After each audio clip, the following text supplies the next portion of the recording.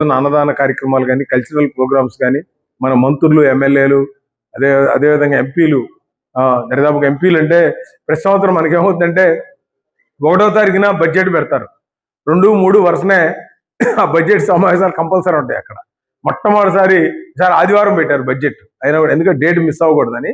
So ఎంపీలు రాకపోయినా కూడా మిగతా ఎమ్మెల్యేలు, మంత్రులు, మిగతా వాళ్ళందరూ వస్తారు కాబట్టి మనకి సంబంధించిన ఐఏఎస్లు, ఐపీఎస్లు కూడా తప్పకుండా ఆ రోజున మీరందరూ కూడా ఈ కార్యక్రమానికి హాజరై పత్రికా విలేకరులు రేపు ఎల్లుండి కూడా కాస్త ఈ యొక్క కార్యక్రమాన్ని ఏదైతే ఏర్పాట్లను కూడా మీరు కవర్ చేసి జనాలకి మన సంస్కృతిని మీరు అందజేయాలని, మీరందరూ కూడా ఒకసారి మీరు అవకాశం ఉన్న వాళ్ళు అందరూ తప్పకుండా ఒకసారి కేదార్నాథ్ చాలా బ్రహ్మాండంగా డెవలప్ చేశారు మోడీ గారు.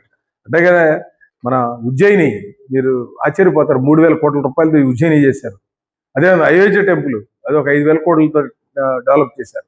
బద్రీనాథ్ అది కూడా బ్రహ్మాండంగా చేశారు.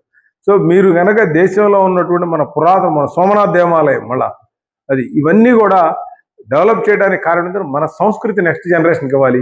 ఇప్పుడు ఈ టెంపుల్ ఉందంటే ఇవాళ నేను ఉంటాను, రేపు ఇంకొకళ్ళు వస్తున్నారు. కానీ ప్రజలు సమస్య వచ్చిన రోజున వారికి ఆరోగ్యం బాగోలేని రోజు నేను చూస్తున్నా, రోజు క్యాన్సర్ వస్తుంది, 3 నెలలకు చనిపోతాను. ఇద్దరు కనీసం 2-3 ఏళ్ళు బతికేవాళ్ళు. ఇప్పుడు ఆ పరిస్థితి లేదు. కరోనా తర్వాత మారిపోయింది. ఇవాళ నాకు రోజుకు ఒక కేసు అన్న క్యాన్సర్. మాకు ఎన్టీఆర్ హాస్పిటల్ చేర్పించండి, లేదా విజయవాడ గుంటూరులో నాట్కో వాళ్ళ ఆఫీసులో చేర్పించండి, లేకపోతే మాకు డబ్బులు ఇవ్వండి, ఇలా రకరకాలుగా రోజు హాస్పిటల్ కేసులు నాకు ఉంటున్నాయి.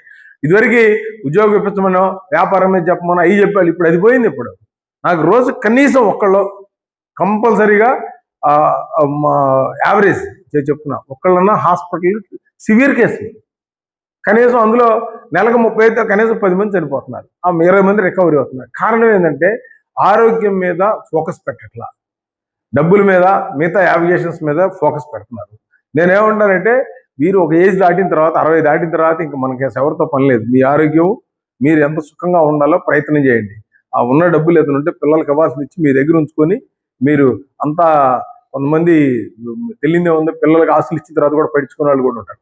కానీ విలేకరులు వీళ్ళందరూ కూడా నా సొంత ఫ్యామిలీ లాగా. నేను విలేకరులు అంటే నాకు ఎందుకు రెస్పెక్ట్ అంటే వీళ్ళకి అర్ధరాత్రి లేదు అపరాధి పోలీసు లాగా 24 hours ఉద్యోగం.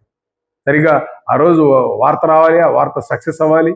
ఒకప్పుడు ఇక్కడ ఆర్టీసీ బస్ స్టాండ్లో కనుక కాగితం రాసిస్తే ఆ ప్రెస్కి వెళ్ళేది. ఇప్పుడు అది పోయింది. ఇప్పుడు ఫోన్ వచ్చేసింది, వాట్సాప్ వెళ్ళింది. కానీ దానికి తగ్గట్టుగానే వార్త క్లారిటీ లేకపోయినా, దాంట్లో డెప్త్ లేకపోయినా వాడు వేయదు.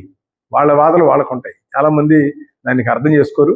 అందుకని ఈ రోజున మీరు అందరూ వచ్చి ఈ కార్యక్రమాన్ని సక్సెస్ చేసినందుకు, రేపు 3వ తారీఖు సక్సెస్ చేయాలని కోరుకుంటూ సెలవు తీసుకుంటున్నాను. అందరికీ మన వాళ్ళు